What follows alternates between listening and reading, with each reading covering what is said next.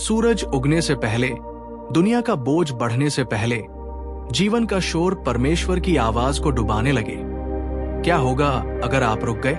क्या होगा अगर अपनी योजनाओं, अपनी ताकत, अपनी चिंताओं के साथ दिन की शुरुआत करने के बजाय आपने बस अपना सिर झुकाया और कहा, परमेश्वर, ये दिन आपका है। बहुत से लोग सुबह उठते ही अपने फोन, अपने शेड्यूल, अपनी समस्याओं की ओर बढ़ जाते हैं।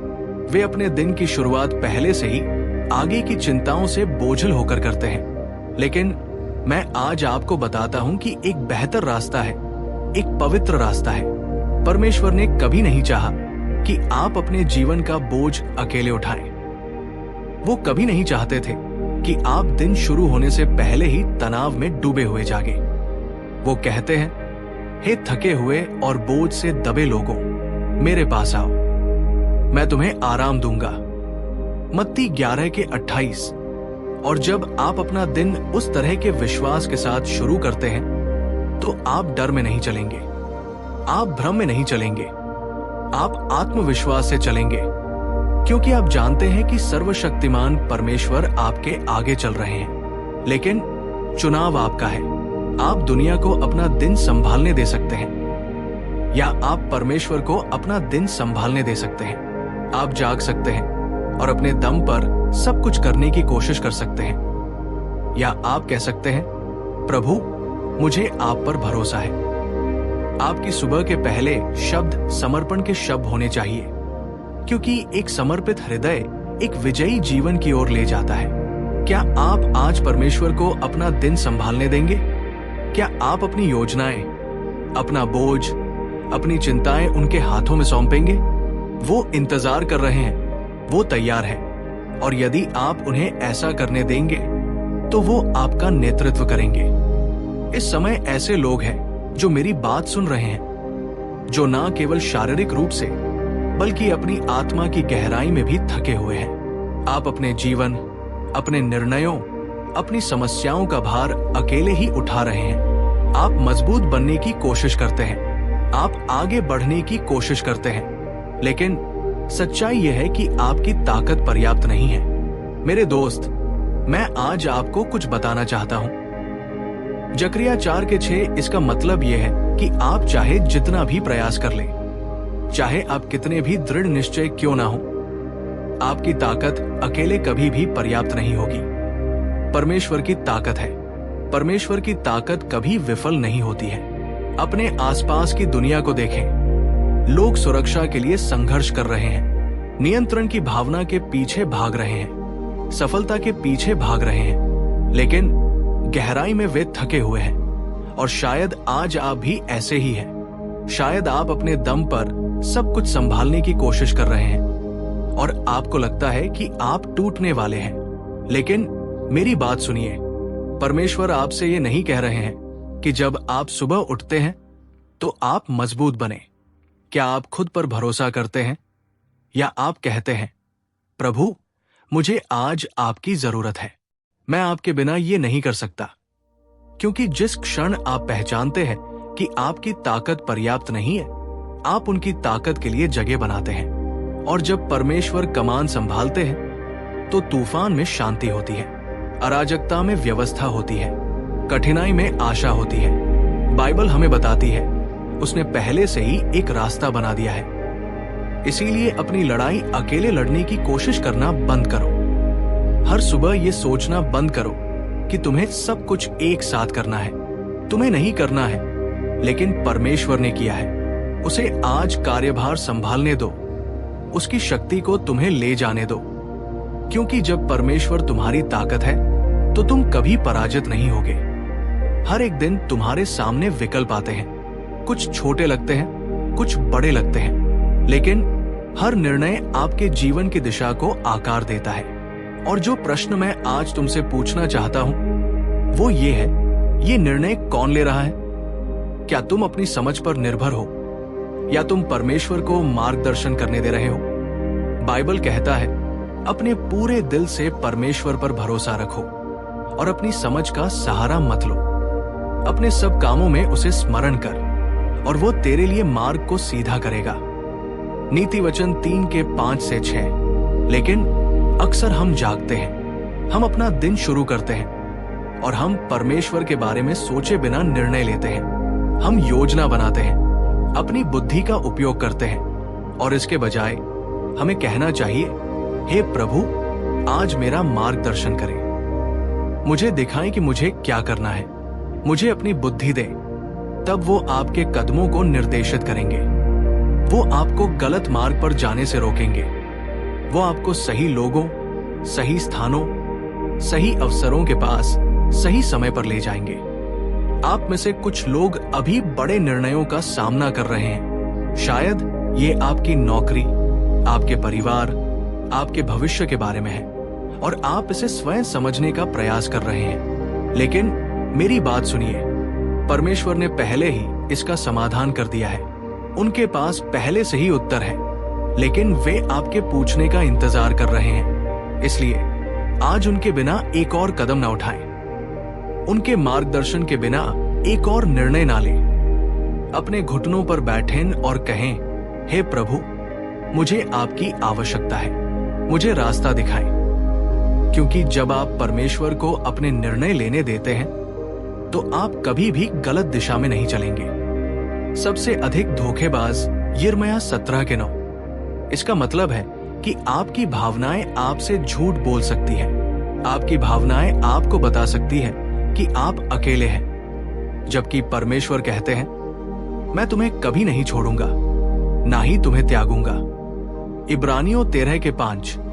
आपकी भावनाएं आपको बता सकती है कि आप पर्याप्त रूप से अच्छे नहीं हैं, जबकि परमेश्वर कहते हैं, तुम अद्भुत रीति से बनाए गए हो।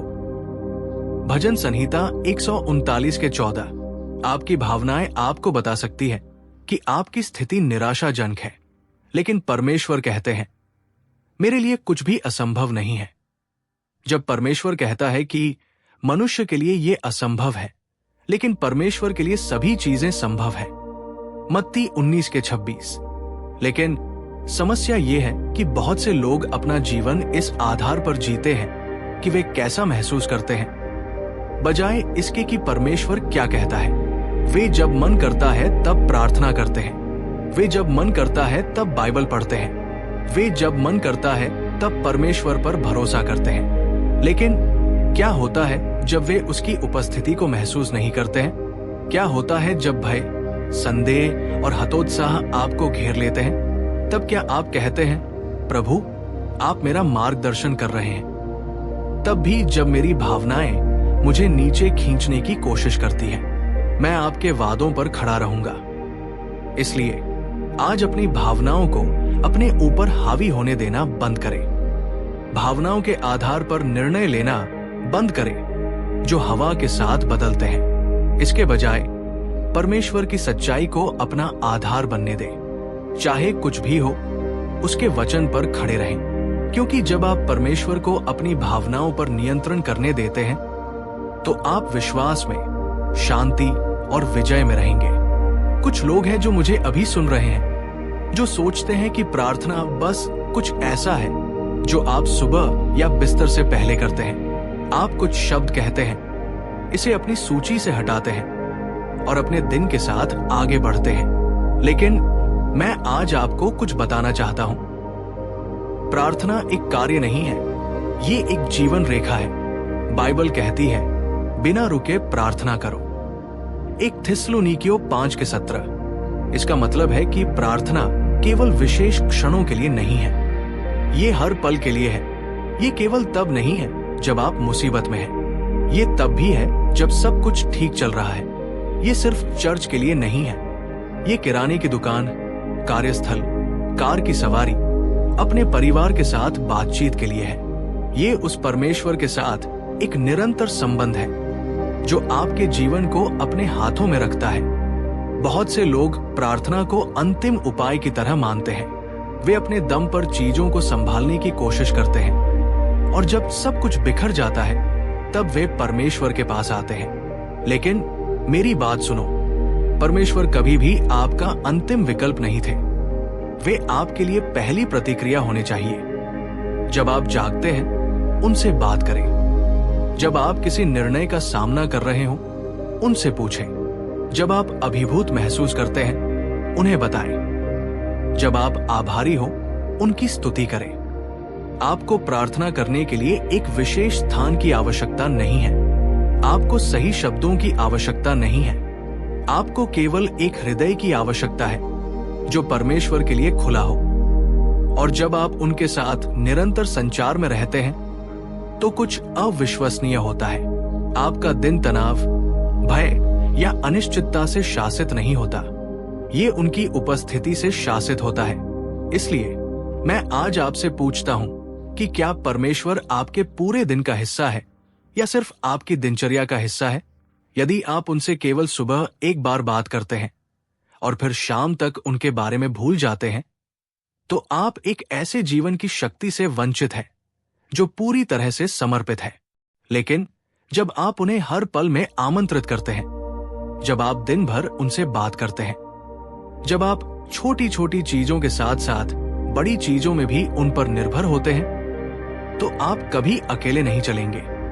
परमेश्वर को अपने दिन की जिम्मेदारी लेने दें, ना केवल सुबह में बल्कि रात में भी, बल्कि बीच के हर पल में, और देखें कि वो आपके जीने के तरीके को कैसे बदल देता है। आपके दिन में ऐसे क्षण आते हैं जब सब कुछ योजना के अनुसार चल रहा होता है।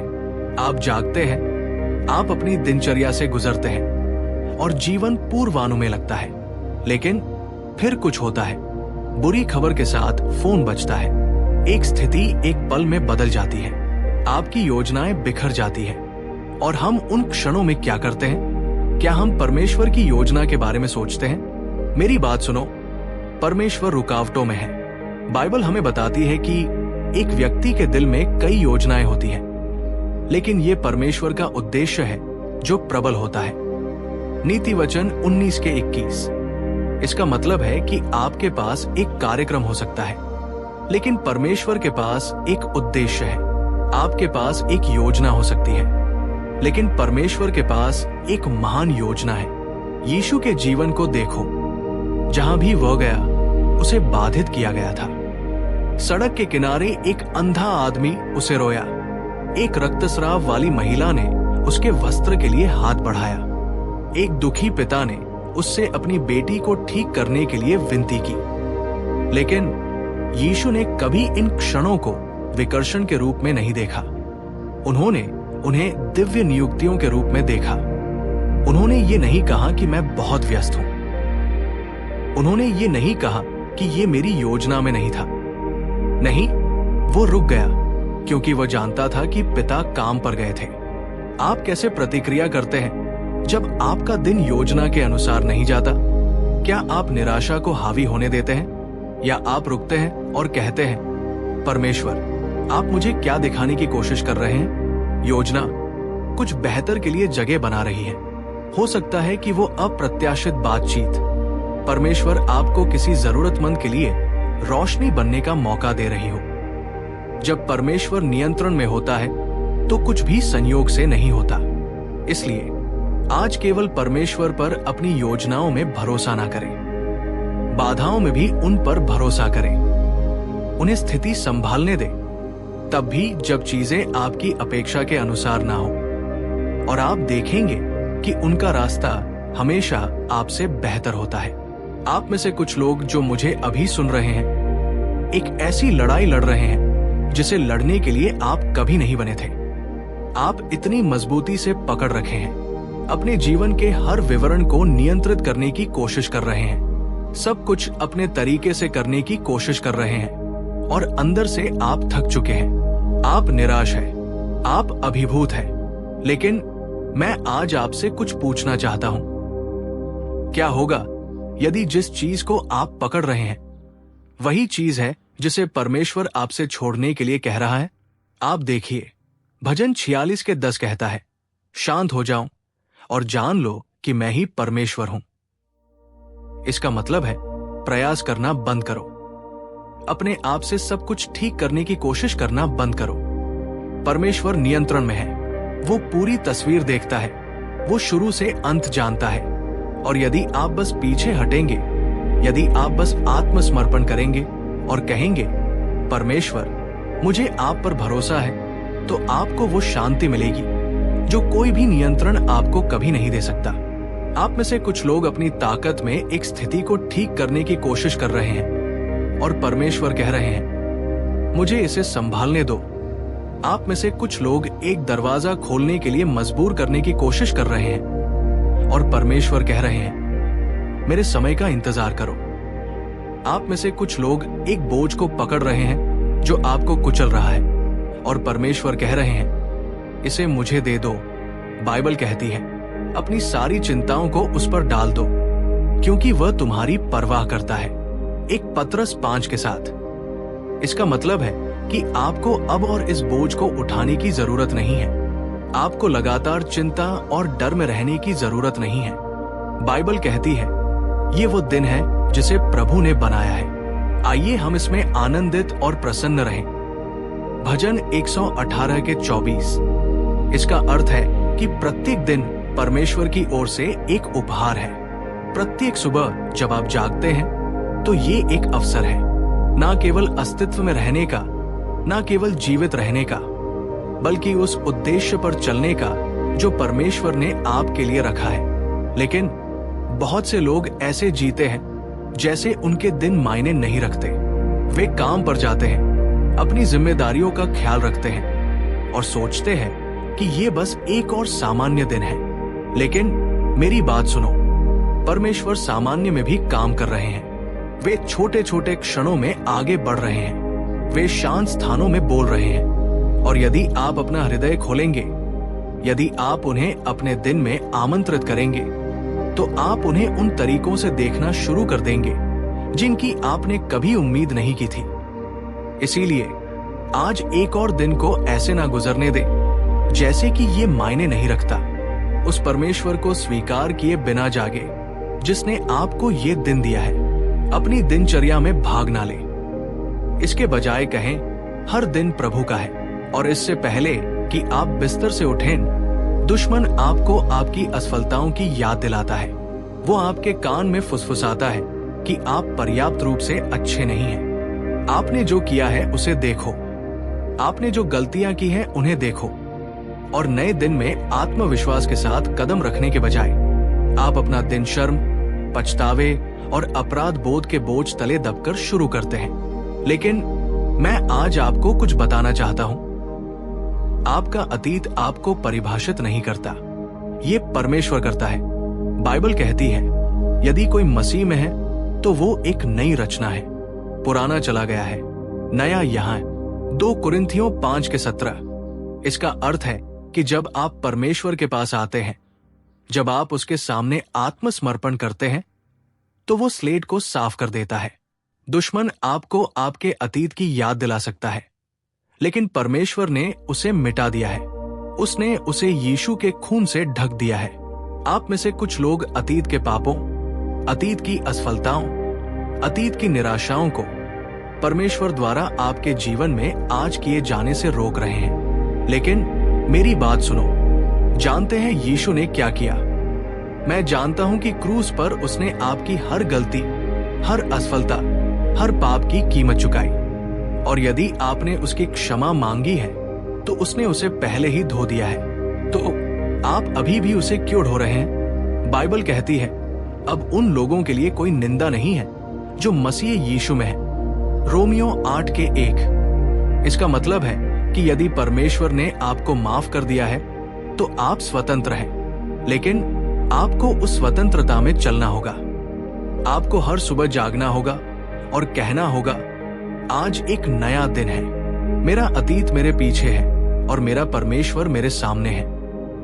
इसलिए मैं आज आपसे पूछता हूं, क्या आप अतीत को अपने दिन पर हावी होने दे रहे हैं या आप परमेश्वर को हावी होने दे रहे हैं? क्या आप अपराध बोध के बोझ तले जीते रहेंगे या आप उस अनुग्रह और दया में कदम रखेंगे जो यीशु ने आपको दिया है? क्योंकि जब आप वास्तव में परमेश्वर को हावी होने देते हैं तो आपका अतीत अपनी शक्ति खो देता है और आपका भविष्य चमकने लगता है। आप में से कुछ लोग अभी मुझे सुन रहे हैं। मैं आपसे कहना चाहता हूं, आपको कभी भी डर में रहने के लिए नहीं बनाया गया था। बाइबल कहती है कि किसी भी चीज के बारे में चिंतित मत हो, बल्कि हर स्थिति में प्रार्थना और याचना के साथ, धन्यवाद के साथ अपने अनुरोधों को परमेश्वर के सामने प्रस्तुत करें। और परमेश्वर की शांति, जो सभी समझ से परे है, वो आपके दिल और आपके दिमाग को मसीह यीशु में सुरक्षित रखेगी। फिलिपियों 4:6-7। इसका मतलब है कि परमेश्वर ने कभी नहीं चाहा कि आप चिंता का बोझ उठाएं। वो चाहता है कि आप उसे ये बोझ सौंप दें। चिंता एक चोर है। ये आपकी खुशी चुरा लेती है, ये आपकी शांति चुरा लेती है, ये आपका ध्यान इस बात से चुरा लेती है कि परमेश्वर अभी क्या कर रहे हैं, क्योंकि ये आपके दिमाग को कल क्या हो सकता है उसमें फंसाए रखता है। लेकिन यीशु ने कहा कि कल की चिंता मत करो, क्योंकि कल अपनी चिंता स्वयं करेगा। मत्ती 6:34। आप में से कुछ ऐसी चीजों के डर में जी रहे हैं जो कभी भी नहीं होंगी। आप ऐसे बोझ उठा रहे हैं जिन्हें परमेश्वर ने आपको उठाने के लिए कभी नहीं कहा था। लेकिन मैं आज आपसे पूछना चाहता हूं, अपनी शक्ति से जियो या परमेश्वर को सौंप दो। भय को छोड़ दो, तनाव को छोड़ दो, सब कुछ नियंत्रित करने की आवश्यकता को छोड़ दो। सब कुछ परमेश्वर को सौंप दो, उसे नियंत्रण लेने दो और देखो कि वह कैसे तुम्हारे साधारण दिनों को असाधारण में बदल देता है। क्योंकि जब परमेश्वर नियंत्रण में होता है तो हर कदम का उद्देश्य होता है, हर लड़ाई में विजय होती है और हर दिन उसकी उपस्थिति से भरा होता है। और जब तुम उसे ऐसा करने देते हो, परमेश्वर तुम्हारी चिंताओं को दूर करता है। तुम एक ऐसी शांति में चलने लगते हो जिसे इस दुनिया की कोई भी चीज तुमसे दूर नहीं कर सकती। आप में से कुछ लोग आज मुझे सुन रहे हैं, हर सुबह खालीपन महसूस करते हुए जागते हैं। आप गतिविधियों से गुजरते हैं, आप वो करते हैं जो करना होता है, लेकिन अंदर गहराई में कुछ कमी सी महसूस होती है। आप काम, मनोरंजन, रिश्तों, सफलता से उस खालीपन को भरने की कोशिश करते हैं, लेकिन कुछ भी आपको पूरी तरह संतुष्ट नहीं करता। और इसका कारण सीधा है, आप इस दुनिया की पेशकश से अधिक के लिए बनाए गए थे। बाइबल कहती है, मनुष्य केवल रोटी से नहीं बल्कि परमेश्वर के मुख से निकलने वाले हर एक वचन से जीवित रहेगा। मत्ती 4:4। इसका मतलब है कि आपके पास ये दुनिया जो कुछ भी सफलता, पैसा, मान्यता, आनंद के नाम पर देती है, वो सब हो सकता है, लेकिन अगर आपकी आत्मा परमेश्वर से भरी नहीं है तो आप फिर भी खाली महसूस करेंगे। आप में से कुछ खालीपन पर चल रहे हैं क्योंकि आप अपनी आत्मा को छोड़कर हर चीज को खिला रहे हैं। आप सोशल मीडिया पर समय बिताते हैं लेकिन वचन में नहीं। आप दुनिया की आवाज सुनते हैं लेकिन परमेश्वर की आवाज नहीं। आप अपने जीवन को अस्थायी चीजों से भरते हैं और फिर हैरान होते हैं कि आपके पास स्थायी शांति क्यों नहीं है। पर मैं आज आपको बताना चाहता हूं, परमेश्वर ही एकमात्र है जो उस खालीपन को भर सकते हैं। यीशु ने कहा, जो मेरे पास आएगा वो कभी भूखा नहीं रहेगा और जो मुझ पर विश्वास करेगा वो कभी प्यासा नहीं होगा। यूहन्ना 6:35। इसका मतलब है कि जब आप वास्तव में परमेश्वर को अपने दिन की जिम्मेदारी लेने देते हैं तो आप अब और कुछ नहीं खोजते, क्योंकि वही पर्याप्त है। जब आप अपना दिन उसकी उपस्थिति में शुरू करते हैं, जब आप अपने मन को उसके वचन से भरते हैं, जब आप उसे पहले खोजते हैं, कुछ शक्तिशाली होता है। आपका खालीपन परिपूर्णता में बदल जाता है, आपकी बेचैनी शांति में बदल जाती है, आपकी खोज उद्देश्य में बदल जाती है। इसलिए मैं आज आपसे पूछता हूं, आप अपनी आत्मा को क्या खिला रहे हैं? क्या आप अपने जीवन को उन चीजों से भर रहे हैं जो आपको खाली छोड़ देती है, या क्या आप परमेश्वर को अपनी उपस्थिति से भरने दे रहे हैं? क्योंकि जब आप उसे जिम्मेदारी लेने देते हैं तो आपको इस दुनिया की चीजों की फिर कभी भूख नहीं लगती। आप उसमें पूरी तरह संतुष्ट हो जाते हैं। आप में से कुछ लोग अभी मुझे सुन रहे हैं, परंतु जो लोग प्रभु पर आशा रखते हैं वे नया बल प्राप्त करेंगे। वे उकाबों के समान पंखों पर उड़ेंगे। वे दौड़ेंगे और थकेंगे नहीं, वे चलेंगे और अशक्त ना होंगे। यशाया 40:31। इसका अर्थ है कि जब आपको लगे कि आपके पास कुछ भी नहीं बचा है, परमेश्वर के पास आपके लिए पर्याप्त से भी अधिक है। आप में से कुछ लोग अपनी शक्ति में सब कुछ करने का प्रयास कर रहे हैं। आप उन लड़ाइयों को लड़ने की कोशिश कर रहे हैं जिन्हें केवल परमेश्वर ही लड़ सकते हैं। आप उन बोझों को उठाने की कोशिश कर रहे हैं जिन्हें केवल परमेश्वर ही उठा सकते हैं।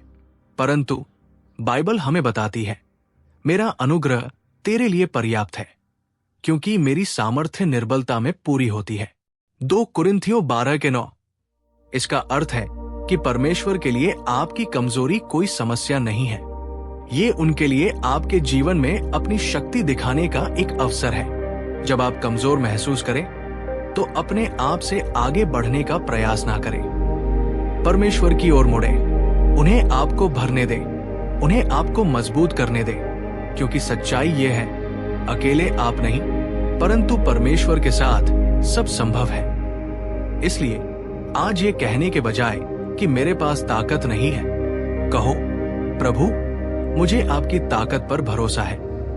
अपने आप सब कुछ समझने की कोशिश करने के बजाय कहो, प्रभु मैं आपके सामने आत्मसमर्पण करता हूं, क्योंकि जब आप परमेश्वर को अपने ऊपर हावी होने देते हैं तो आपकी कमजोरी उसकी शक्ति से बदल जाती है और आपको एक ऐसी ताकत मिलेगी जो कभी खत्म नहीं होती। आप में से कुछ लोग आज मुझे सुन रहे हैं, उन्हें ऐसा लग रहा है कि आप फंस गए हैं।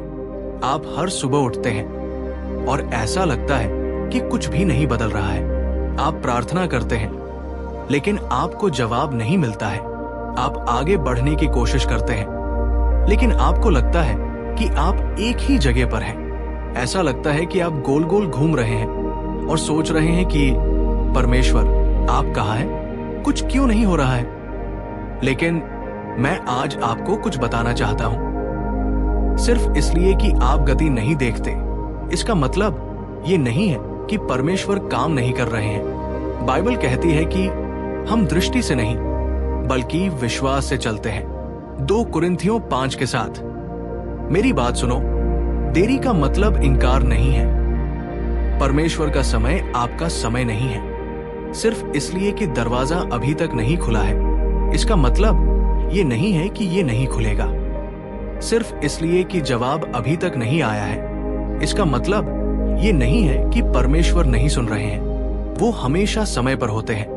बाइबल हमें यूसुफ के बारे में बताती है कि उन्हें एक गड्ढे में फेंक दिया गया था, गुलामी में बेच दिया गया था, झूठा आरोप लगाया गया और सालों तक जेल में रखा गया। कुछ भी ठीक नहीं लग रहा था, लेकिन परमेश्वर उन्हें तैयार कर रहे थे और जब समय सही था वो एक ही पल में जेल से महल में चले गए।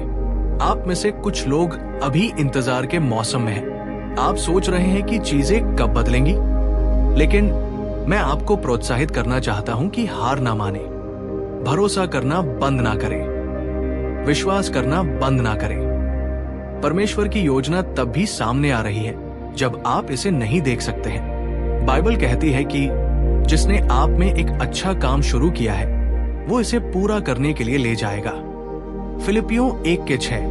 परमेश्वर आपका कार्यभार संभाल लेते हैं। आपकी प्रतीक्षा तैयारी में बदल जाती है, आपकी देरी दिशा में बदल जाती है और आपका विश्वास आपको परमेश्वर की उत्तम योजना में ले आता है। मेरे दोस्तों, हर एक दिन आपके पास एक विकल्प होता है। आप जाग सकते हैं और अपने संघर्षों, अपनी चिंताओं, अपने डर से सब कुछ संभालने की कोशिश कर सकते हैं, या आप ये सब परमेश्वर को सौंप सकते हैं और उन्हें कार्यभार संभालने दे सकते हैं। आप में से कुछ ने बहुत लंबा समय ऐसे बोझ को धोते हुए बिताया है जिसे आपको कभी नहीं उठाना चाहिए था। आपने चिंता को अपना आनंद चुराने दिया है, अपने अतीत को आपको पीछे खींचने दिया है, डर को आपको उस ओर कदम बढ़ाने से रोकने दिया है जो परमेश्वर ने आपके लिए रखा है। लेकिन मैं आज आपको बताना चाहता हूं कि ऐसा होना जरूरी नहीं है। परमेश्वर आपके दिल के दरवाजे पर खड़े हैं और कह रहे हैं, मुझे अंदर आने दो, मुझे नेतृत्व करने दो, मुझे अपने जीवन को अपनी शांति, अपनी शक्ति, अपनी दिशा से भरने दो। क्या आप उन पर भरोसा करेंगे? क्या आप कल सुबह उठेंगे और कहेंगे,